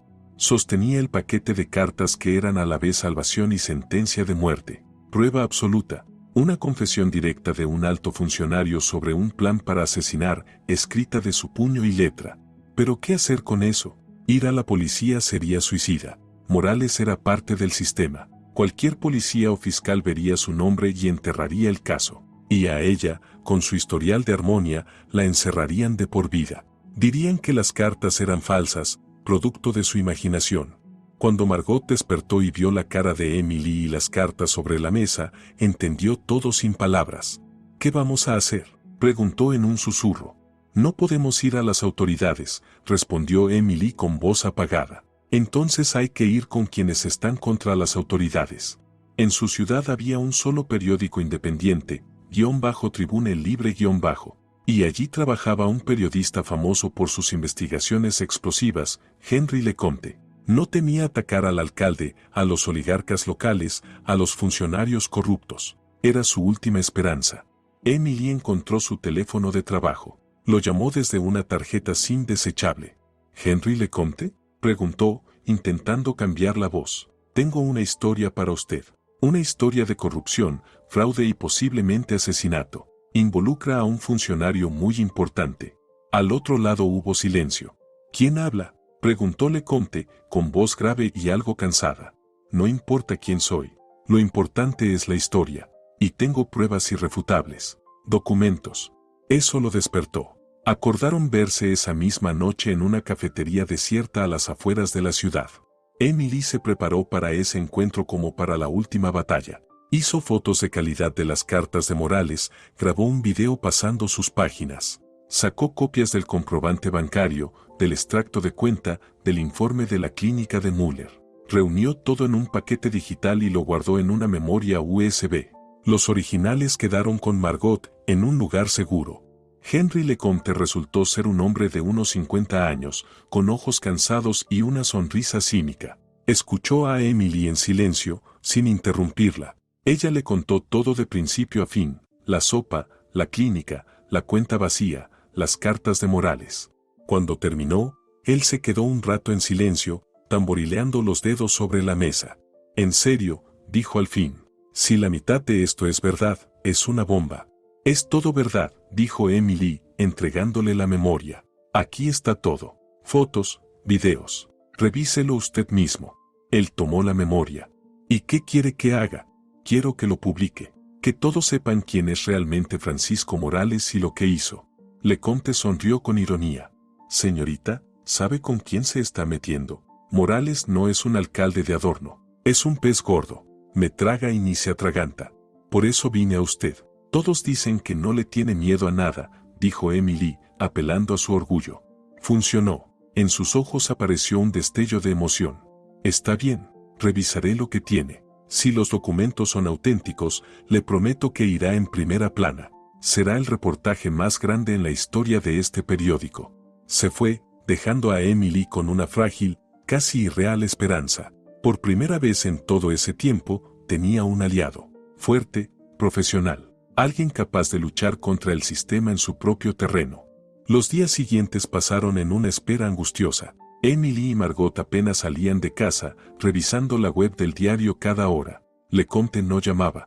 Emily esperaba que fuera buena señal. Estaría trabajando, comprobando la información, preparando el reportaje. El día fijado para la publicación era viernes. Emily no durmió en toda la noche del jueves al viernes. Imaginaba los titulares: funcionario asesino, complot en las altas esferas del poder. Imaginaba la cara de Morales al leerlo. A primera hora, Margot fue al kiosco y compró el nuevo número de _Tribune Libre _. Entró corriendo al piso, pálida, y tiró el periódico sobre la mesa. Emily lo agarró. Revisó la portada. Nada. Segunda, tercera página, política, deportes, noticias locales. Ni una palabra de Morales, de la clínica, de ella. Nada. La esperanza que aún ardía en su interior se apagó como una vela. La había engañado, o lo habían amenazado, o comprado. No sabía qué era peor. Pasó el día en apatía. Por la tarde sonó su teléfono. Número oculto. Contestó. Sí. ¿Ya te diste cuenta? La voz era extraña, burlona. ¿Por qué no salió nada?, preguntó Emily en voz baja. ¿Cómo que nada? Claro que salió. Buscaste mal. Mira el número de ayer. Quinta página. Una notita pequeña. Emily sintió frío. Margot, oyendo la conversación, ya rebuscaba en la pila de periódicos. Encontró el ejemplar de ayer, lo hojeó hasta la quinta página y se quedó helada. ¿Qué dice?, Preguntó Emily al teléfono, aunque ya sabía la respuesta. Léelo tú misma, dijo Lecomte con sorna. Es un artículo muy interesante. Sobre una loca del pueblo que sufre de paranoia y acosa a personas respetables con acusaciones absurdas. Por ejemplo, a un funcionario muy conocido y respetado, Francisco Morales. Margot le tendió el periódico. Emily leyó el titular, Síndrome de persecución, cuando la fantasía enferma se convierte en amenaza para la sociedad. Las palabras se le nublaban. Ahí estaba su historia, pero al revés, retorcida. Ya no era la víctima, sino la agresora. Una mujer inestable y vengativa que, por problemas familiares, quiso ensuciar el nombre de su suegro, un funcionario honorable. Se mencionaba su ingreso en un centro especializado y su supuesta tendencia a inventar. Lo entendió todo. Morales no solo había hecho callar a Lecomte. Eso era demasiado simple para él. Usó su propia arma contra ella. Tomó su historia, sus pruebas, y las convirtió en un instrumento de humillación pública. No solo le cerró la boca, la expuso ante todos como una loca peligrosa e increíble. Destruyó su reputación para siempre. Y sabía que el artículo no era el final. Era una advertencia. Y una preparación de la opinión pública. Ahora que, a ojos de la ciudad, era una mujer inestable y paranoica, cualquier paso que dieran sería visto como una medida necesaria, como salvarla de sí misma. No tardaron en actuar. A las 9 de la mañana siguiente, sonó el timbre en casa de Margot. No era un golpe suave como el de Claudette, sino un timbrazo insistente y autoritario. Emily fue a la puerta. Por la mirilla vio a dos personas, una mujer de traje y un policía uniformado. Sintió el corazón hundirse. Sabía a qué venían. Abrió. ¿Emily Salazar?, preguntó la mujer con tono oficial e indiferente. Sí. Soy agente judicial. Esto es para usted. Firme la entrega. Le dio un sobre grueso. Emily lo tomó con mano temblorosa. Era una citación oficial. Notificación de audiencia judicial. No esperaban. Daban el golpe final. Morales y Carmen, alarmados por su visita al periodista, aceleraron el plan. Usaron todo, la declaración escrita de Joaquín sobre su comportamiento extraño y amenazante, el informe oficial del Dr. Müller sobre su trastorno psicológico agudo. La audiencia para declarar a Emily Salazar incapaz y ordenar su ingreso psiquiátrico forzoso estaba fijada en 48 horas. 2 días. Le daban 2 días para prepararse para un juicio que decidiría su destino. No tenía abogado, apenas dinero, ni un solo testigo. Todas sus pruebas, los videos, las cartas de Morales podían ser usadas en su contra como prueba de su delirio. Sin un testigo de peso, estaba perdida. Sentada en el sofá, con la citación en la mano, por primera vez sintió verdadero miedo. No por su libertad, ni por su dinero, ni por su reputación. Miedo por su mente. Imaginó paredes blancas, enfermeros silenciosos, inyecciones que enturbiaban la conciencia y volvían dócil. No querían solo encerrarla, querían curarla, hacerla normal, obediente, borrar su identidad. Y tenían todas las de ganar. Margot se sentó a su lado y la abrazó por los hombros. Algo se nos ocurrirá, dijo, sin la seguridad de antes. ¿Y qué podían hacer? ¿Encontrar en 2 días un abogado honesto dispuesto a enfrentarse a Morales? Imposible. ¿Confiar en un juicio que seguramente ya tenía la sentencia escrita? Ingenuo. Emily estaba atrapada en una trampa legal perfecta. Cada paso que daba, cada intento de defenderse, solo apretaba más el lazo. Fue al periodista y consiguió un artículo sobre una loca. Fue a Dubois y lo provocó, dándole material para usar contra ella en el juicio. Ella misma había puesto en sus manos todas las cartas. Se quedó inmóvil, mirando un punto fijo. El tiempo se detuvo. No pensaba, solo sentía el peso de un final inevitable. Entonces sonó su teléfono. El número lo conocían muy pocos. Miró la pantalla, desconocido. No quería contestar, pero Margot insistió. Contesta, puede ser importante. Emily llevó el teléfono al oído. Sí. ¿Emily Salazar? Soy Laurent Dubois. Emily se quedó inmóvil. Dubois. El hombre que 2 días antes la había echado de su despacho amenazándola con la policía. ¿Por qué llamaba? ¿Para burlarse? ¿Para decirle que sería testigo de la acusación? ¿Podemos hablar? Su voz sonaba grave, sin rastro de la ira de antes. ¿De qué?, preguntó Emily con indiferencia. De lo que hablamos en mi despacho. Sobre mi padre. Y sobre Carmen Salazar. Emily guardó silencio, sin saber qué decir. Parecía otra cruel broma.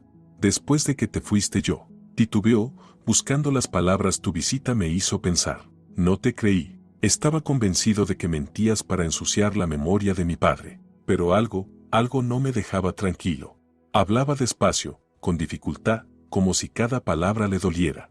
Mi padre guardaba en casa archivos privados, documentos que no tenía en la clínica. Nunca los había revisado, pero anoche los encontré, y pasé toda la noche leyendo.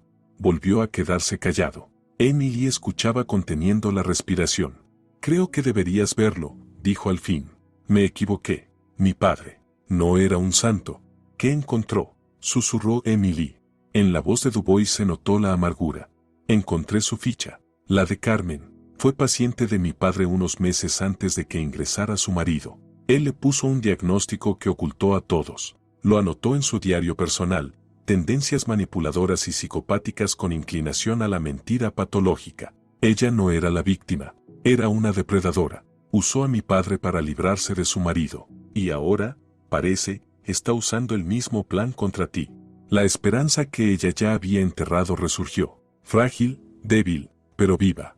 ¿Está dispuesto a confirmarlo? ¿En el juicio?, preguntó Emily, temiendo la respuesta. Hubo silencio. Emily escuchaba la respiración pesada de Dubois. Sabía que le pedía lo imposible: enfrentarse al sistema, a Morales, y sobre todo admitir públicamente que su padre estuvo implicado en algo sucio. Era el final de su impecable reputación. Sí, dijo por fin, con voz firme. No permitiré que usen el legado de mi padre para otro crimen. Estaré en la audiencia, y llevaré sus registros. Emily le dio las gracias y colgó. Se volvió hacia Margot. Por primera vez en días, en su rostro había algo que se parecía a una sonrisa. Tenemos testigo, dijo. ¿Y qué testigo? La alianza con Dubois lo cambiaba todo. Ahora no era solo su palabra contra la de ellos. Tenía un informe experto respaldado por documentos históricos. Era un arma poderosa. Pero Emily lo sabía, podía no ser suficiente. La batalla sería en el terreno de Morales. Jueces, fiscales, todo era su campo. Podía presionar, intimidar, comprar. Podía declarar falsos los documentos de Dubois padre y presentarlo a él como un difamador de la memoria de su propio padre. En la sala, Morales tenía demasiado poder. No podemos ganar ahí, le dijo Emily a su hermana esa noche. Ni siquiera con Dubois. Lo retorcerán todo. Tenemos que cambiar el campo de batalla. ¿Qué quieres decir?, preguntó Margot sin entender. Ellos quieren darme una paliza pública en el juicio. Yo les daré la suya, pero en mi terreno. No voy a defenderme, voy a atacar. En la mente de Emily empezaba a tomar forma un nuevo plan. El más arriesgado, el más audaz, el más loco de todos. Decidió que no esperaría al juicio. Ella daría su veredicto un día antes. Carmen cumple 66 pasado mañana, dijo Emily. Es perfecto. Margot la miró horrorizada. ¿Qué piensas hacer? Le voy a dar una fiesta. Una recepción elegante en la casa de campo, en su honor, por nuestra reconciliación. El plan era pura locura. Gastar el poco dinero que le quedaba al que Margot le había dado no en un abogado, sino en un banquete. Invitar a todos, familiares, vecinos influyentes, conocidos comunes, figuras clave de su pequeño círculo, para quienes la reputación lo era todo. Reunir a todas las serpientes en un solo nido. No van a venir, dudó Margot. Pensarán que ya perdiste la cabeza. Por eso mismo vendrán, sonrió Emily. Querrán ver mi última humillación, cómo me arrastro pidiendo perdón. No podrán resistirse. Será su triunfo, un día antes de destruirme oficialmente. Las siguientes 24 horas fueron una carrera frenética. Emily y Margot trabajaron sin dormir. Emily llamaba a los invitados. Hablaba con voz humilde y quebrada, diciendo que había entendido sus errores, que estaba arrepentida y que quería disculparse públicamente con su querida suegra en su cumpleaños para hacer las paces. Tal como había previsto, nadie rechazó la invitación. En sus voces se notaban la curiosidad, el morbo, la lástima, todo el abanico de emociones que despierta la expectativa del ridículo ajeno. Luego llamó a Carmen. Solo vengan, tú, Joaquín, es muy importante para mí. Lo pensaremos, respondió Carmen con frialdad y colgó. Pero Emily sabía que irían. Sin duda irían. Mientras tanto, Margot organizaba todo. Encargó la comida al mejor restaurante de la ciudad y contrató camareros. Gastaron casi todo el dinero. Era ir a todo o nada. Por la noche, en la víspera del cumpleaños, cuando parecía que todo estaba listo, el teléfono de Emily sonó otra vez. Número desconocido. Hola, Emily, soy yo, susurró Claudette con miedo. Claudette, ¿no te habías ido? No pude. Volví por unas cosas. Emily, está pasando algo raro. ¿Qué pasa? Emily se tensó. Estoy en su piso de la ciudad. Ellos se fueron con Joaquín. Entré al despacho de mi padre, o sea de Tomás. Y mi madre está allí. Está rompiendo algo. Papeles. Los pasa por la destructora. No me ha visto. Estoy escondida. Claudette, ¿puedes ver qué son esos papeles? Con mucho cuidado. Lo intentaré. Hubo unos minutos de silencio, solo se oía el susurro de Claudette y algún ruido lejano. No puedo acercarme mucho, me verá. Pero en la papelera junto a la destructora hay pedazos. Creo que uno no pasó por la máquina, lo rompió a mano. Voy a intentar juntar los trozos. Emily esperó, sintiendo que los segundos se estiraban. Ya está, susurró Claudette. Parece un contrato de compraventa. ¿Qué contrato? El corazón de Emily se detuvo. No puedo leerlo todo, pero veo tu nombre, y la dirección de la casa de campo, y otro nombre, Morales Francisco. Emily cerró los ojos. Estaban destruyendo las pruebas de su vínculo. Claudette, ¿hay fecha? Sí. Es un contrato de traspaso de propiedad de la parcela de campo de ti, Emily Salazar, a él, Morales Francisco. ¿Y la fecha? Emily, es para mañana. El día después del juicio. Emily lo entendió todo. Estaban tan seguros de ganar que ya tenían preparado el documento. En cuanto el tribunal la declarara incapaz, Joaquín, como su tutor, firmaría. La casa de campo, el objetivo central de toda esta vendetta, pasaría legalmente a su verdadero dueño. No solo querían arrebatársela, querían hacerlo por la vía legal. Y ahora Carmen destruía borradores y copias para que nadie supiera nunca de la operación. Pero cometió un error, pequeño, pero fatal. La noche de la fiesta, la casa de campo, testigo de tanto dolor, se transformó. En la terraza y el salón se alineaban mesas cubiertas con manteles blancos, velas encendidas, camareros con guantes blancos sirviendo aperitivos y champán, música suave de fondo, todo perfecto, como en una foto de revista de lujo. Los invitados empezaron a llegar, familiares, vecinos, conocidos lejanos, todos aquellos que habían disfrutado comentando la caída de Emily a sus espaldas. Ahora venían a presenciar el final de ese espectáculo. Sus rostros mostraban una mezcla de curiosidad y una lástima teñida de desprecio. Emily los recibía en la entrada. Estaba tranquila, aterradoramente tranquila. Llevaba un vestido sencillo y elegante de color rojo oscuro, el cabello recogido con cuidado. Sonreía, aceptaba felicitaciones para su suegra, agradecía que hubieran venido. Interpretaba su papel a la perfección, el de una mujer rota y arrepentida que intentaba salvar lo que quedaba de su familia. Los invitados principales llegaron los últimos. Carmen, Joaquín y él, Francisco Morales. Emily lo veía por primera vez en persona y no en una foto. Alto, canoso, con una mirada dura y autoritaria. Se movía con la seguridad de quien está acostumbrado a mandar. Vestía un traje caro y miraba a Emily desde arriba, como si fuera invisible. Carmen estaba en su elemento. Era la reina del baile. Recibía felicitaciones, inclinando la cabeza con superioridad. Joaquín estaba a su lado, como un paje fiel, irradiando orgullo y anticipando el día siguiente. Eran los triunfadores. Habían venido a disfrutar de su victoria. Emily se acercó a ellos. Carmen, Francisco, Joaquín. Gracias por venir, dijo con voz baja y sumisa. No podíamos faltar, Emily, respondió Carmen con una dulzura envenenada. La familia es lo más importante. El aire en la terraza estaba cargado de tensión. Los invitados cuchicheaban, lanzando miradas furtivas a esa extraña escena de reconciliación. Todos esperaban el plato fuerte, la confesión pública de Emily. Ella se movía entre los invitados, servía champán, sonreía, mantenía conversaciones triviales. Nadie veía que, de vez en cuando, su mano tocaba un pequeño teléfono escondido en el bolsillo del vestido. Intercambiaba breves mensajes con Margot. Margot estaba allí, pero nadie la reconocía.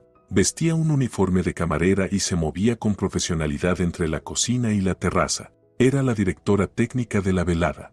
Horas antes de que llegaran los invitados, Emily y ella habían instalado en el salón un proyector y una gran pantalla oculta detrás de un viejo cuadro en un pesado marco. Todo estaba listo.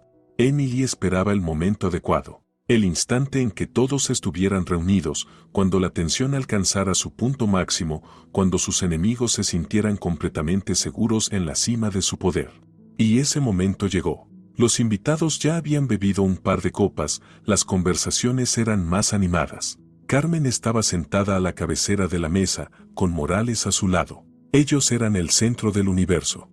Emily tomó un cuchillo de la mesa y golpeó suavemente su copa. El sonido cristalino hizo que todos callaran. Todas las miradas se dirigieron hacia ella. Estaba en el centro de la sala, frágil, sola, con una copa de champán en la mano.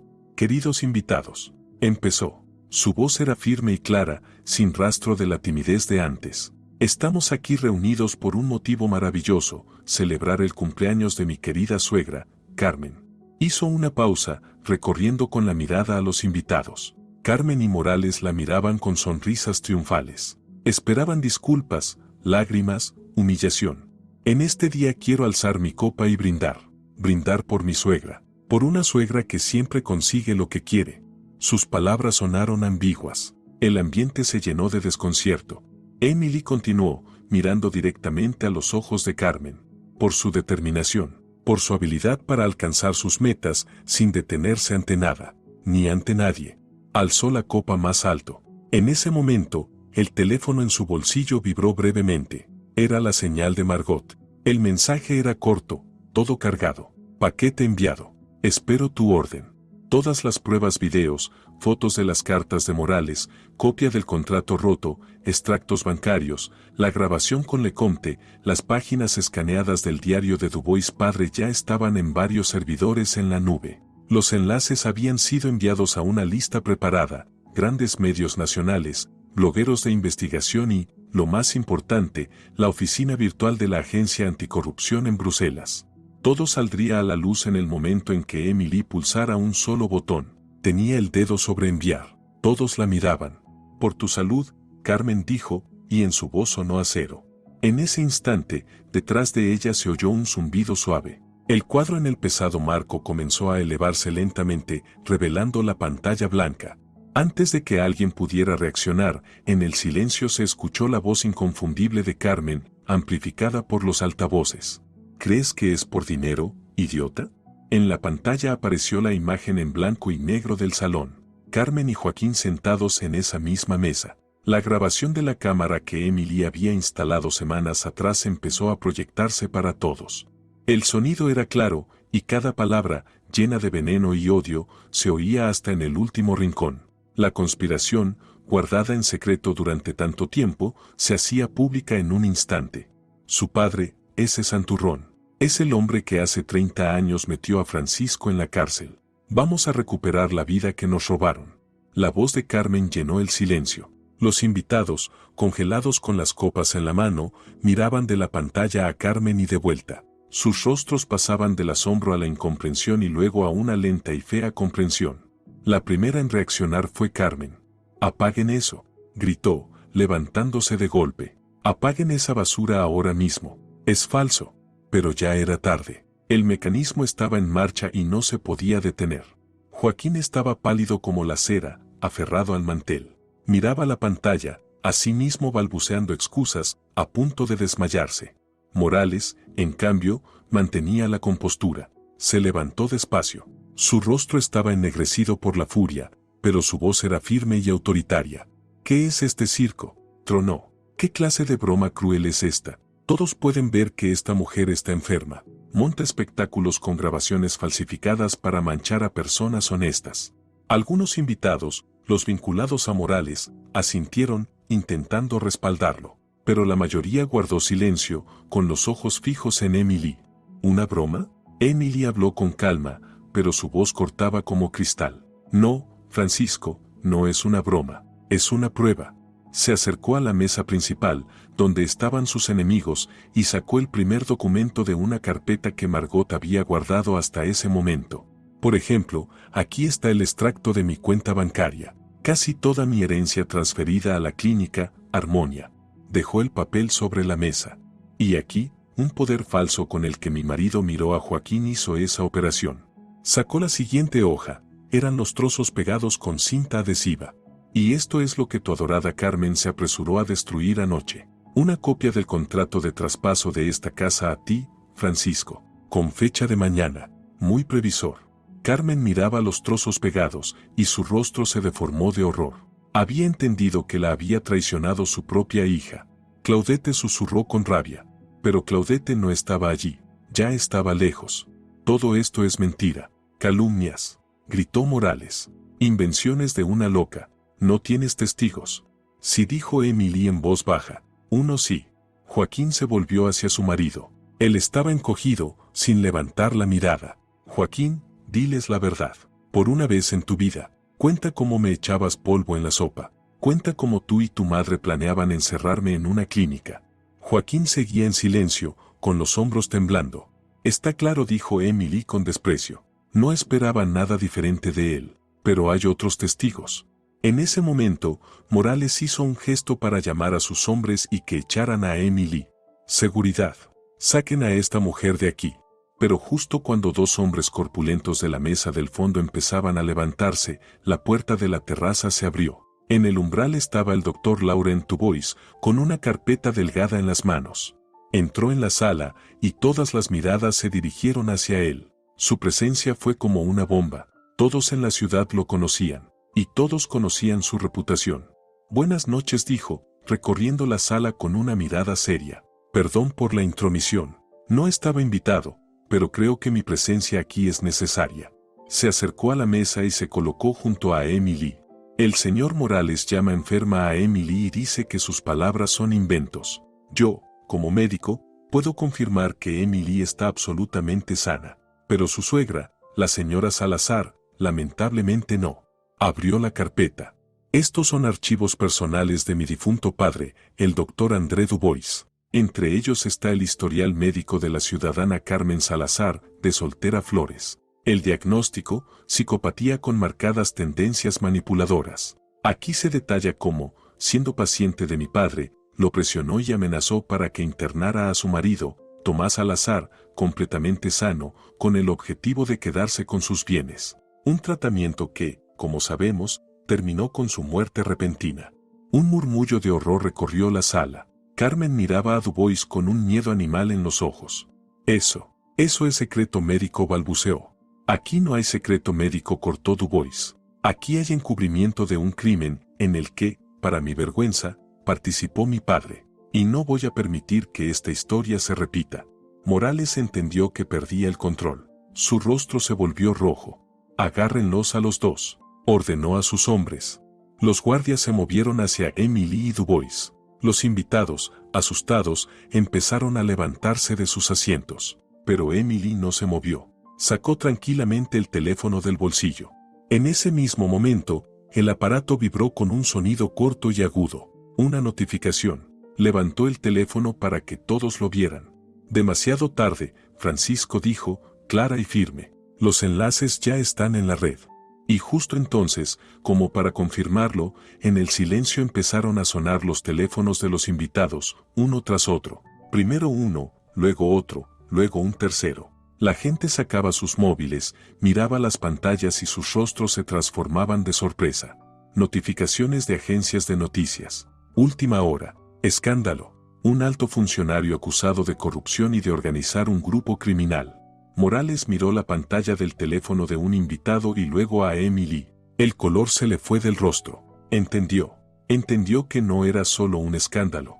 No era solo una humillación social. Era el final. Total, público, documentado en tiempo real.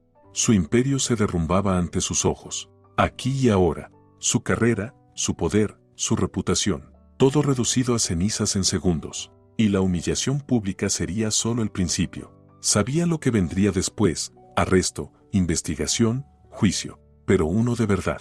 Emily estaba de pie en medio de una sala convertida en un avispero. Algunos hablaban por teléfono, otros intentaban irse sin llamar la atención. Carmen lloraba en silencio, con la cara hundida en la mesa. Joaquín permanecía inmóvil, mirando a la nada. Ella los miraba sin burla, sin odio, solo con un cansancio helado. No era venganza, solo había contado la verdad.